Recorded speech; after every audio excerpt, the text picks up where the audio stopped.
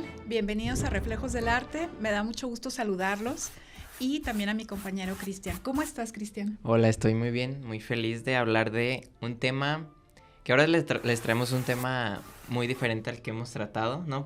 También para variar, Exacto. un tema más, yo siento que es un poco más relajado, pero que tiene mucha historia, ¿no? Sí, vamos a hablar de perdidas. Obras perdidas y robadas en la historia del arte. Se han robado muchísimas, o sea, más de lo que se imagina. Sí. Pero les traemos como que las obras más icónicas que se han robado y que se han quedado en la historia, ¿no?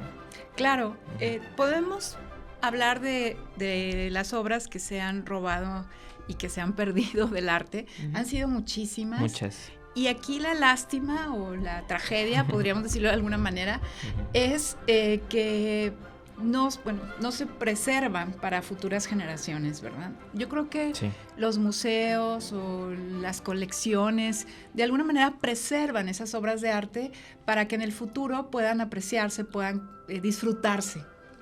Claro, sí, es todo un tema que ahorita entraremos más, pero es esta reflexión de, bueno, hay unos museos que se roban piezas o así, pero a su vez las preservan. Del británico no vas a estar hablando, Cristian. Ya aquí tirando que hay desde el... No vas a estar hablando. No. Ok, bueno, si quieres iniciamos con la primera obra que, como pueden ver aquí en nuestro set. Esta sí la tenemos aquí, te voy a decir que en el programa de Leonora Carrington, yo le hice así para decir, aquí va a aparecer la humilde casa de Leonora y no apareció nada, pero aquí sí está con nosotros la Gioconda o la Mona Lisa. Sí. Bueno, es esta obra, empezamos con la Mona Lisa, no se puede empezar con otra obra, ¿no? Si hablamos a hablar de obras perdidas, es la Mona Lisa que fue robada por un italiano y que ya nos contarás más de su historia, pero que su deseo era devolverla a Italia, que bueno, eso no sé si la quería vender, yo creo que es más eso que devolverla a su tierra, pero ¿qué nos cuentas de eso? Bien, pues estamos hablando de la Gioconda o la Mona Lisa del gran Leonardo da Vinci. Y en 1911, fíjense, en 1911 nosotros acá estábamos en plena revolución. Y allá, en París, en el Louvre, estaba pues la Gioconda o la Mona Lisa exhibiéndose, como siempre, ¿no? Y en 1911, un buen día, un italiano que pasaba ciertas temporadas en París, que era Vincenzo Perugia, pues hace su plan para robarse la Mona Lisa. Él trabajaba ciertas temporadas en el Louvre y a diferencia de hoy día, que el museo cierra los días martes, estaba cerrado un lunes. Estaban trabajando, ¿no es así? Sí, y bueno, ahorita se nos viene la imagen de la Mona Lisa del tumulto de gente, de los guardias, del vidrio, de como si fuera un objeto sagrado, ¿no? Como si fuera un objeto que no se puede mirar. De culto, ¿no? De culto, sí. ¿No? Pero en ese entonces, no sé si hay fotos, seguramente sí hay, pero era un cuadro más que estaba alrededor de otros cuadros renacentistas, ¿no? Y que no tenía como ese marco que tiene ahorita, ¿no? O ese vidrio. No era tan famosa. No era famosa, no era famosa realmente, ¿no? Sí. O sea, si le preguntamos a Da Vinci, ¿creerías que la Mona Lisa? O sea, yo creo que se sorprendería de que la Mona Lisa fuera tan famosa. Y es muy importante hablar de eso porque la fama de la Mona Lisa tiene todo que ver con que fue robada. Con que fue robada, exactamente. Vincenzo Perugia entonces entra al museo, está vestido con un overol de trabajador, había trabajado ahí anteriormente o en ciertas temporadas, y corta el lienzo del marco y se lo lleva tranquilamente a su casa, ¿sí? Se lo lleva tranquilamente a su casa y hasta el siguiente día se dan cuenta de que había sido robada la Mona Lisa. Para que te des cuenta, o sea, no era una obra tan importante en el museo, se dan cuenta hasta el siguiente día, como tú dices, o sea, se dan cuenta después, ¿no? Se dan cuenta después. Y entonces, evidentemente se activan todas las alarmas, empiezan a buscarla por todos lados y va a permanecer 2 años en propiedad de Vincenzo Perugia. Llega un momento en que, fíjate, hay una anécdota bien curiosa. empiezan a sospechar de otro pintor, de otro gran pintor que es Picasso. Sí, que dijeron que la robó. Empiezan a sospechar de Picasso porque junto con un gran amigo de Picasso, que era el dramaturgo y poeta Guillaume Apollinaire, ¿verdad? Apollinaire, resulta que Picasso había comprado 2 estatuillas, perdón, que le servían un poco de modelos, estas estatuillas para las señoritas de Aviñón. Claro. Y bueno, las tenía en su propiedad. Él pensaba que las había comprado legítimamente, bueno, a un vendedor legítimamente la transacción, pero eran robadas del Louvre. Y esto, aunado a que Apollinaire declaró en un momento dado que el museo debía de ser quemado, ¿sí? Estamos hablando de 2 artistas vanguardistas, modernos, con otra perspectiva, ¿verdad? Entonces eso hizo que sospecharan de Picasso, que tuviera que declarar, y bueno, finalmente no pasó a mayores. El que sí pasó a mayores fue Apollinaire, porque él, con toda esta presión de que lo llamaban antipatriota, ¿verdad? Por la sospecha, pues se enlista, ¿verdad? En la Primera Guerra Mundial y muere. Entonces, el robo de la Mona Lisa causó la muerte de Guillaume Apollinaire. No sabía eso. Y bueno, lo que tú comentas, yo siento que hay un punto importante a tomar en cuenta, es que todo el tiempo que estuvo perdida fue cuando inició la propaganda, bueno, no la propaganda, más bien como que la publicidad de la Mona Lisa, porque empezó a salir en los periódicos y ahora resulta, o sea, es algo natural, cuando algo se pierde o cuando no tienes acceso a algo, quieres verlo, entonces toda la gente quería ver la Mona Lisa porque estaba perdida y salía en los diarios y salía en los periódicos y empezó a salir la imagen de la Mona Lisa por todos lados, entonces todos querían verla y se empezó a popularizar cada vez más y bueno, hasta hoy en día yo creo que es de las pinturas, yo creo que es la pintura más famosa del mundo, ¿no? Entonces eso tiene que ver todo con que fue robada. Con que fue robada. ¿Qué es lo que sucede y cómo descubren, en este caso, a Perugia? Bueno, lo descubren porque él, después de todo este escándalo, de lo de Picasso, él piensa en regresarla, obviamente, a su casa, Florencia, o eso es lo que él pensaba. Y entonces contacta a un comerciante de arte y también al director de los oficios, Uffizi, en Florencia, y ellos son los que, digamos, que le dan el pitazo a la policía y así recuperan esta obra. Claro. Bueno, Vincenzo Perugia va a pasar unos meses en la cárcel, ni siquiera un año, y ya, lo sueltan y regresa y todos felices y contentos. Ahí es donde le mandaron el pitazo de, acá está la Mona Lisa. Acá está la Mona Lisa, ¿no? Y bueno, ya nada más para terminar, pues por eso es tan famosa hoy en día, ¿no? Por eso, y hace poco el Louvre mandó de que van a cambiar y van a mandarla a una sala sola a la Mona Lisa. Imagínate el espacio, imagínate la importancia que la gente le ha dado para que tenga una sala sola en el Louvre. La Mona Lisa, ¿no? Y los tumultos de gente y todo eso, ¿no? Ese es entonces el proyecto, ¿verdad? Que están pensando es actual. Ajá. Exhibirla en una sala propia. ¿Verdad? Muy bien. Sí. Bueno, pues nos despedimos de la Mona Lisa. Sí. Adiós. Bueno, aquí nos va a acompañar. Está viendo curiosamente al espectador con esa mirada enigmática, ¿verdad? Y la media sonrisa, ¿no? Que como que se ríe, pero no se ríe. Ajá, sí. Pero bueno, nos gusta mucho la Mona Lisa. Y bueno, y estamos muy contentos de que la hayan recuperado. Sí, muy bien. ¿Con qué vamos a seguir, Cris? Seguimos con otro cuadro que sí, a ese sí me duele más, que no se ha recuperado, que es La tormenta en el mar de Galilea, de Rembrandt. Sí, muy bien. Bueno, este cuadro fue robado también. Sí. Fue robado del Museo Isabella Stewart Gardner, que ese museo se encuentra en la ciudad de Boston. Sí. Corría el año de 1990, un 18 de marzo, y era el día de San Patricio. Y ustedes saben que Boston, pues es una ciudad que tiene una herencia irlandesa muy marcada. ¿Y quién es el santo patrono de los irlandeses? Pues San Patricio. Entonces era el día de San Patricio. Imagínense a toda la gente tomando en las... Bueno, festejando, más bien, perdón. Retiro lo dicho, festejando en las calles, divirtiéndose. Además había partidos, no sé si de qué deporte, pero bueno, Boston también es una ciudad muy dada a los deportes, muy festiva.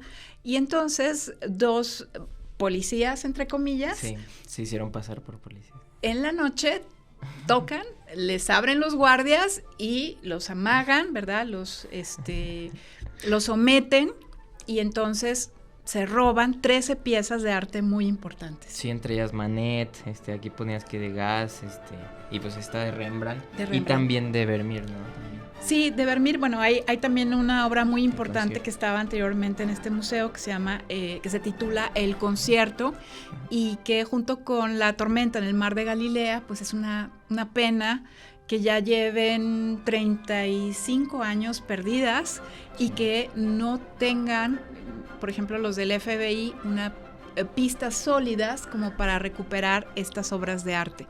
Además de los cuadros, que ya los mencionamos, que ya los mencionó Cristian, también estaba un portabanderas del Imperio Napoleónico y una vasija china. Ok. Sí, y te digo, me duele mucho porque, bueno, si se puede ver el recuadro de Rembrandt. Ajá. Es un cuadro hermoso, o sea, es realmente espectacular, o sea, qué pena que... Es como lo que tú dices, ¿no? O sea, yo no alcancé a verlo, ¿no? Sí. Y esto es lo que pasa. Y hay una serie de Netflix que documenta un poco. Sí, un documental, sí. Uh-huh. Se llama Esto es un atraco, la vimos, ¿no? Tú y yo, tanto tú como yo la vimos ya hace un tiempecito. Sí, claro. Pero la recomendamos mucho, es una serie de Netflix que también José Luis la vio. Sí. Y que habla acerca de este robo. Uh-huh. Y de quiénes han sido los sospechosos, cómo han seguido las pistas. Y pues sí, es una pena que decíamos 35 años después estas obras sigan perdidas. Sí, pusiste algo aquí que se me hizo muy lindo, que todavía se encuentran colgados los marcos, ¿no? Con la esperanza de que vuelvan. De que vuelvan estas pinturas. Y decíamos que, bueno, Rembrandt es un artista inmenso, ¿no? Del barroco. Grandísimo. Y, bueno, esperamos que se recuperen todas, principalmente el concierto de Vermeer y la tormenta en el mar de Galilea. Por favor, devuélvanla. Si ustedes la tienen, devuélvanla. Si están viendo este podcast, los ladrones, devuélvanla. Sí, queremos verla en el museo. Hoy vamos a hablar ahora de, si quieres tú decirnos. Wow. Ahora. También me interesó mucho. Esta es una historia mexicana que tiene toda la picardía, también la tristeza, pero todo el chiste, todo lo que caracteriza a nuestra cultura mexicana en una sola historia. Es una historia muy interesante también, que es el robo al Museo Nacional de Antropología de la Ciudad de México, ni más ni menos, ¿no? Corría el año de 1985 y el año del 85, sobre todo para el país, pero para la Ciudad de México, va a ser particularmente vertiginoso, ¿no? Su ritmo. ¿Por qué? Porque es el año en el que el 19 de septiembre hay un terremoto, que es un terremoto pues devastador.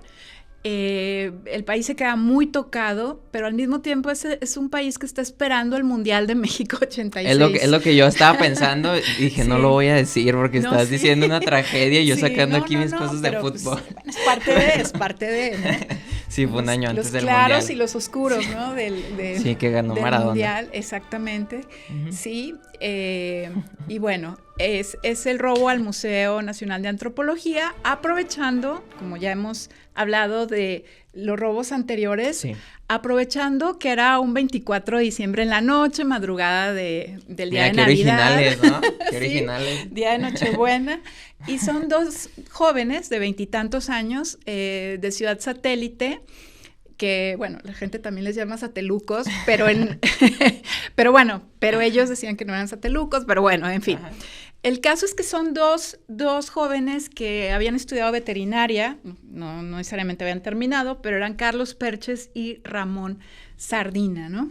Sí, que se roban una máscara, o no sé si ya lo dijimos, pues se roban una máscara funeraria de Pacal, ¿no? Que está hecha de jade, que el jade para los mayas era como el oro para nosotros, ¿no? Realmente ellos no tienen nada de oro porque no lo encontraron, ¿no? O sea, lo que encontraron era el jade, y el jade, pues te decía que no se raya, no se raspa, ¿no? Entonces era como que muy sagrado para ellos. Y pues a lo que voy es que esta máscara pues era casi sagrada, ¿no? Para ellos, y para el museo era muy importante, ¿no? También. Sí. Uh-huh. ¿Cómo entran al museo? Bueno, van los dos en su coche, pasan por... Es que es casi imposible no reírse, ¿no? O sea, es como ironía, sí, no, bueno, entran por las rejas, o sea, se brincan las rejas o bardas que están por Reforma, entran al museo, cruzan unas áreas verdes, unos jardines, se meten por el sótano y después por los ductos de aire entran a las salas. Los guardias, pues era 24 de diciembre en la noche, entonces estaban echando ahí. Estaban la copa, relajándose. Estaban contentos, entonces ni cuenta se dan, ¿no? Ajá. Ni cuenta se dan y se van a robar pues un poquito más de 140 piezas de arte. Imagínate. La que tú mencionas, que es la máscara funeraria de Pacal, que fue gobernante maya. Creo que fue muy longevo, creo que gobernó durante mucho tiempo. Sí. Y bueno, encontraron en Palenque la tumba de Pacal y se llevaron, y pues estaba acomodadita, ¿no? Ahí en el museo. Y estos chavos se llevaron todas las piezas que pudieron. Hay una película que se llama Museo, que es de Alonso Ruiz Palacios, que sale Gael García Bernal, ¿no? Y otro actor chileno que sale de su papá. Y bueno, esta película da cuenta del robo. Sí, es importante, o sea, hasta ahorita nos dábamos cuenta, casi todas de muchas obras de las que hablamos hay películas, ¿no? Hicieron películas de eso porque es un hecho histórico, pues como que importante, ¿no? Y como que hay gente que lo plasma en películas y que al fin y al cabo los ladrones, pues me comentabas también que les fue pues casi imposible vender las piezas, ¿no? Porque también pues no eran expertos en la materia. Sí. Eran piezas robadas, se hicieron famosas, entonces como que no las puedes vender muy, muy fácil, ¿no? Sí, me llamó la atención una escena de la película donde ellos tratan de vendérsela a un coleccionista de piezas prehispánicas, de arte prehispánico, y él les dice, esto es como si no valiera nada. Claro, sí, si no lo puedes vender, pues... No las pueden vender. Ellos se involucran en Acapulco con unos narcotraficantes. Uno de los narcotraficantes cae en la cárcel y es el que delata, sobre todo es el que dice que Carlos Perches tiene en su casa estas obras, estas piezas más bien. Y así es como la policía recupera la gran parte o la mayor parte de las piezas robadas en el Museo de Antropología. Bueno, ya se imaginarán, ¿no? Jacobo Zabludovsky, en fin, por ahí dicen que, por ahí leí, no sé si será cierto, pero que Gabriel García Márquez estuvo ahí cuando recuperaron las piezas.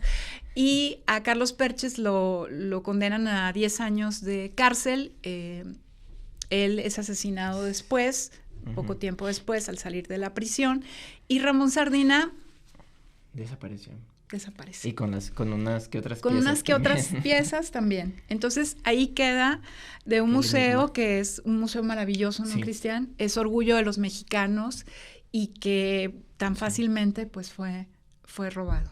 Sí, muy interesante ese tema también. Y, bueno, lo bueno que se recuperaron la mayoría y la máscara, ¿no? Qué bueno que se recuperó la máscara, sobre todo. Era como que la pieza más importante. ¿Qué otra obra, qué otra pieza traemos? Otra pieza robada. Bueno, estas más que robadas, o sí, también robadas, pues son desaparecidas. Desaparecidas, bueno. Y se trata de los huevos imperiales de la casa Fabergé. Bueno, sabemos que en Rusia, los zares, los Romanov, la familia Romanov, el zar Alejandro III, que fue el penúltimo zar ruso, empieza a comprar huevos de Fabergé, que era una casa de origen francés, pero rusa. O sea, los Fabergé eran una familia de hugonotes, de protestantes franceses que huyeron después de la matanza de los hugonotes hacia a Rusia, y que en Rusia pues empiezan a hacer joyeros, empiezan a hacer piezas de oro también. Y entonces los huevos Fabergé se los regala por primera vez Alejandro III a su esposa. ¿Por qué un huevo? Porque pues el festejo de la Pascua ortodoxa, que era muy importante, y el primer huevo era bien sencillo, es decir, era era blanco por fuera y por dentro tenía amarillo, no, este es otro. Okay. Y por dentro tenía un pollito de oro. Sí, y que al fin y al cabo estos huevos, pues, como que tenían mucho detalle, ¿no? Hasta se me hacen estilos un poco rococó, algo así me contabas de un cisne también que tenía ahí una mecánica de que... El cisne nadaba. Mucho detalle, ¿no? Sí, empiezan a tener cada vez más detalle, ya con, bueno, Alejandro III muere joven, a los 49 años, y le sigue su hijo Nicolás II, que es el zar que, bueno, trágicamente él y su familia son asesinados después de la Revolución de 1917.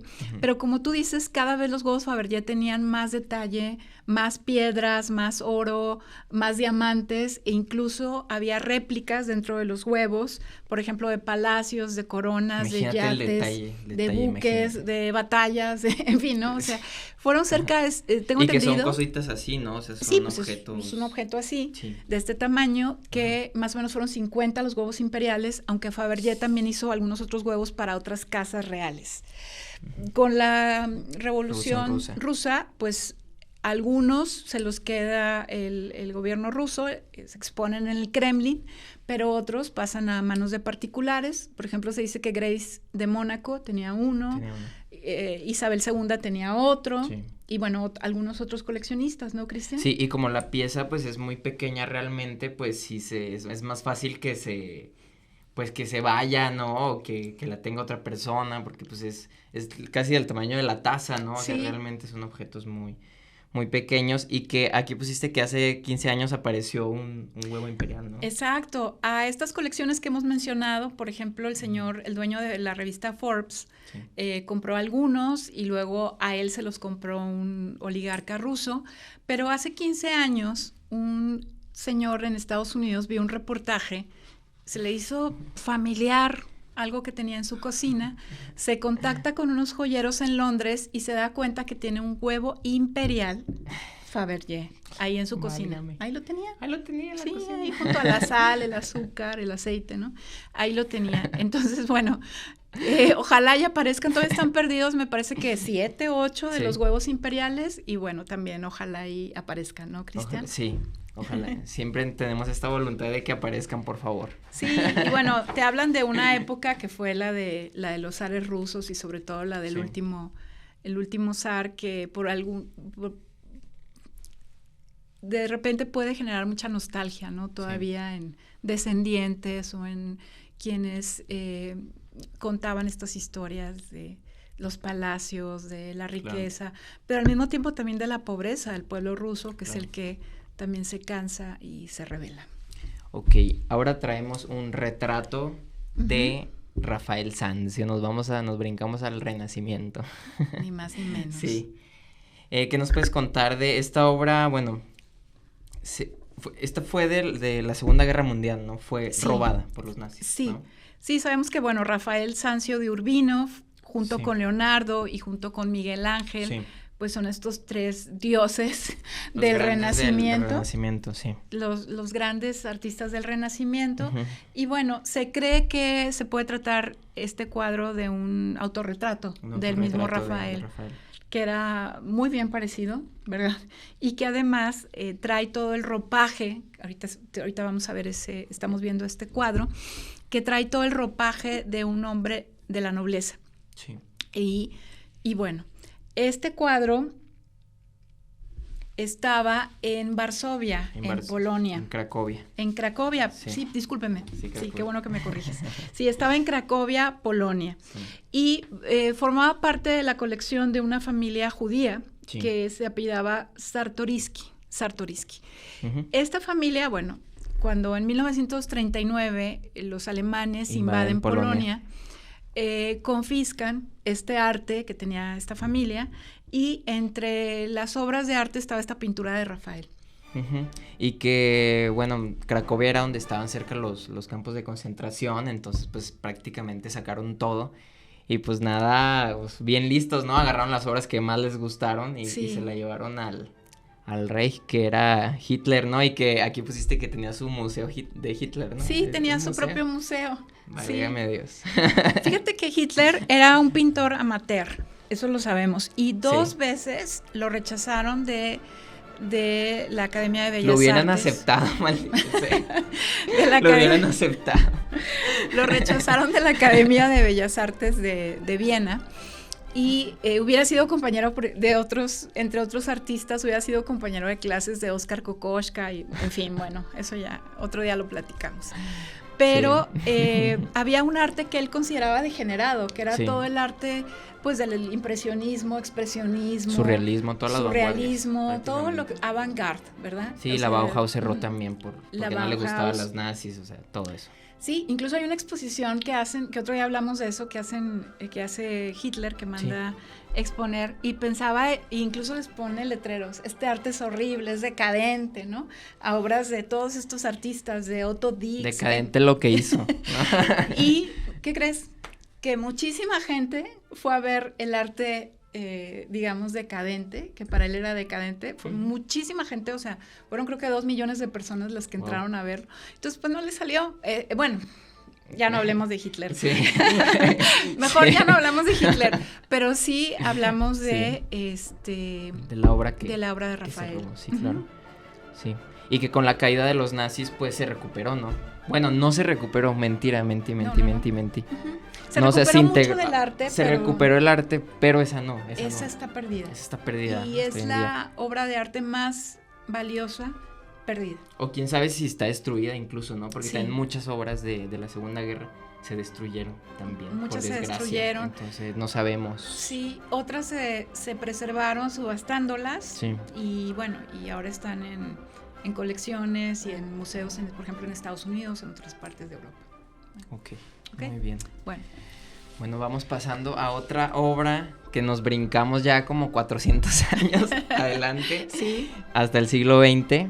Y hoy traemos una obra que a mí me gusta. A mí me gusta mucho, de hecho. ajá. Que es La Fuente de Marcel Duchamp de 1917, que va a salir un poco la foto. Sí. Y que vamos a dar contexto, no se preocupen de que todos están viendo un migitorio ahí volteado, ¿no? Sí. Pero que es una obra, bueno, primero si quieres hablamos un poquito de la obra, como para que se entienda un poco también. Claro, adelante. Pero que esta obra es una crítica al sistema, es ironía, es burla, ¿no? Es pensar en el concepto, es una ruptura realmente, o sea, es una ruptura dentro de la ruptura de la vanguardia, que es pensar en el concepto más que en el objeto, ¿no? Traigo una cita de Duchamp que dice: les arrojé a la cabeza un urinario como provocación y ahora resulta que admiran su belleza estética, ¿no? Uh-huh. Exacto, muy disruptivo. Sí.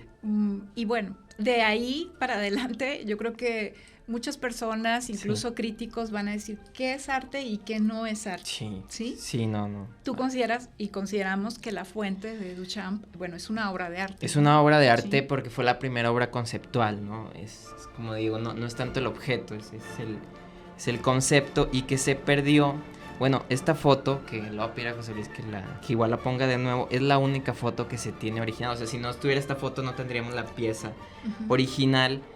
Duchamp la llevó a un estudio fotográfico, le tomaron esa sesión de fotos, ¿no? Y después de la sesión ya no se sabe qué pasó con ella, o sea, no se sabe si se le perdió. Incluso hay teorías que dicen que antes de irse Duchamp a Buenos Aires la tiró, o no sé, como que hay muchas cosas. Sí. Realmente no se sabe dónde está.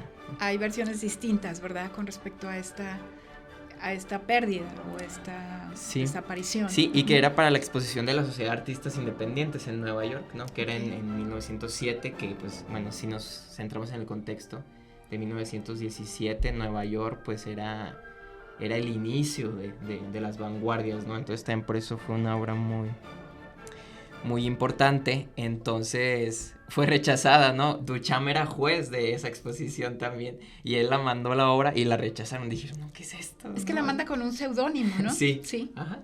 Sí, ¿qué nos quieres decir del seudónimo? No, nada más, ustedes, bueno, van a ver la imagen y van a ver que dice R. Mott. Ajá. Y bueno, pues ese es el seudónimo de Duchamp. Hasta eso creo que tiene como este sentido del humor o de la ironía. Sí, muy dadano, muy irónico. Sí, y que al fin y al cabo se convierte también por todo lo que significó en una de las obras más importantes del siglo XX, ¿no? Yo siento que muchas personas se han de preguntar, bueno, ok, pero ¿por qué es arte, no? O sea, ¿por qué es arte? Porque un migitorio volteado es arte, ¿no? Yo, un poco para tratar de... No crean que yo lo tengo muy claro, o sea, no creas que yo tengo muy claro el arte conceptual. Ajá. Porque es difícil, porque es ruptura, ¿no? Porque se sale completamente de lo que de los cánones que tenemos ya preestablecidos de lo que es arte, ¿no? Pero un poco para ayudar a entender es que yo leí de que refiriéndose a Duchamp, él ha tomado un artículo común de la vida de todos los días, lo ha colocado de modo que su significado útil desapareciera. Esto es muy importante, el significado útil. Ha creado un nuevo pensamiento para este objeto, ¿no? El migitorio, o sea, la idea es que el migitorio, sacado del contexto de donde es y volteándolo, pierde su utilidad, ¿no? Voy a hacer un ready-made que te iba a decir que lo iba a hacer con adelante. una agua. Adelante, Nosotros Cristian. aquí haciendo, o sea, por ejemplo, esto es un agua, ¿no? Y así es como la percibimos y así es el objeto como está puesto, ¿no? Como funciona, pues yo la puedo aquí abrir y tomar agua, ¿no? Porque Sí. no se cae. Pero si yo muevo el objeto de esta forma, pierde su utilidad, porque si yo quiero, si lo abro aquí, voy a llenar todo aquí de agua y el objeto ya perdió su utilidad, ¿no? Esa es un poco la idea de Marcel Duchamp, ¿no? De mover el objeto. Una maestra que yo tuve de arte moderno subía una silla al escritorio y decía, mira, el objeto aquí ya perdió su utilidad. No quise subir la silla aquí porque tengo que quitar el micrófono y voy a hacer aquí Y sería más complicado. Y sería muy complicado, pero bueno, esa es la idea un poco para que se entienda un poco el concepto, no sé cómo tú lo ves. Sí, exactamente, es resignificar el objeto y convertirlo en este caso como lo tituló Duchamp en una fuente. En una fuente. Cuando realmente era un migitorio. Exactamente. Y bueno, la obra pues se perdió, o sea, no se sabe realmente dónde está o cómo se perdió, o sea, ni siquiera saben si se la robaron o no, o sea, sencillamente dejó. Hay copias que Duchamp hizo después de que se perdiera, pero la original, la que tomó Duchamp, pues no. Desapareció. Está desaparecida hasta hoy en día, por desgracia. Pues muy interesante. Sí. Por último, vamos a hablar de una pintura del gran Gustav Klimt. Klimt, para cerrar con Klimt. Pintor austriaco. Y bueno, sabemos que Gustav Klimt se inspiraba muchas veces en mosaicos, también en el arte oriental. Ver a Klimt es ver dorados, ¿no? Y justo vamos a hablar de una pintura que hizo Klimt de una mujer judía llamada Adele Bloch-Bauer. Sí, que es un cuadro impresionante, ¿no? Sí. A mí lo que más me llama la atención es el año en el que fue hecho, o sea, 1907. Esa ornamentación, es cambiar las formas, ¿no? Sí, parecería hasta un collage, total, ¿no? Sí. Sí, o sea, tendría es un cuadro como este look de un collage. Increíble, y que fue robada también por los nazis, otra vez los nazis. Exactamente. Por un comandante que se llama Bruno Grimschnitz, ¿no? Y que pasó a conocerse como la Dama de Oro, ¿no? Porque esta mujer, como bien tú dices, era, pues, judía, entonces los nazis la llamaron la Dama de Oro, ¿no? Para no nombrar su nombre. Para no mencionar los apellidos Bloch-Bauer. Y bueno, ella fue musa de Klimt. Hay otras pinturas donde ella aparece también, sí. Es una mujer de cabello negro, blanca, que bueno, la gente rumora.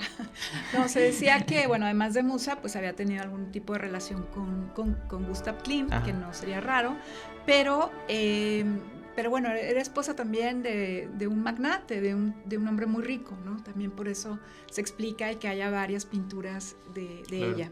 Sí, que fue cedida bueno, ya cuando terminó la guerra fue cedida a la Galería de Belvedere, ¿no? En Viena. Y resulta, es que hay toda una historia, ¿no? Que también María Altmann, que fue refugiada judía, que al parecer su tía era Adele, la retratada. Bueno, encontró un testamento en el que Klimt decía que pues todos los retratos realizados por él eran para los sobrinos. Entonces como que el Estado dijo, no, pues no, o sea, no, esta Klimt como que nos las donó a nosotros, al Estado. Sí. Entonces como que no se ponían de acuerdo de quién. Sí, de que Adele se los había dejado a sus sobrinos, pero Klimt, o sea, era una obra de Klimt que el Estado la reclamaba también, ¿no? Exacto. Entonces, como que había esta disputa y bueno, hasta que finalmente queda en la familia de Adele. Sí, en 2006 logró recuperarla y pues muy lista, la vendía en $135 millones, con la condición de que estuviera siempre colgada en un museo de Nueva York y que la gente la pudiera ir a apreciar, ¿no? Que al fin y al cabo para eso son estas obras y son para, independientemente de donde estén, pues son para para apreciarse, ¿no? También hay una película de Sí. esta historia. Hay 2, ¿no? Yo Sí. traigo aquí La Dama de Oro de Simon Curtis en 2015 y tú me Y creo mencionaste que hay otra, una ¿no? anterior, según yo hay una anterior, pero esa no la he visto, nada más Sí. he visto como las fotografías y la mención con Helen Mirren Ajá. en el papel de esta mujer, de la sobrina que va y reclama la pintura. Y Claro. bueno, como ya decías tú, la adquirió Ronald Steven Loder, que es de esta casa de cosméticos de Loder, y bueno, es quien la adquiere. Sí, y bueno, esta es la última obra que traemos, ya no traemos más, pero de verdad, hay muchas obras robadas, hay obras de Monet, hay obras de muchos artistas, ¿no? Que se han robado, y también pues estos pintores Caravaggio, ¿no? de Caravaggio sí. también por ahí había. Sí. La captura de Cristo también leí que por un tiempo estuvo perdida y luego la recuperaron, Sí. y como que hay muchísimas obras que se han robado, ¿no? Incluso la joven del arete de la perla, de Vermeer, Sí. también estuvo un tiempo como desaparecida. Y son todas estas historias que nos Sí. hablan del valor que tienen estas obras de arte, sobre todo como parte del imaginario, como parte de la riqueza cultural que tenemos los seres humanos, y que cuando se pierden es cuando a veces se valoran aún más, como el caso, ya lo decíamos, Mister.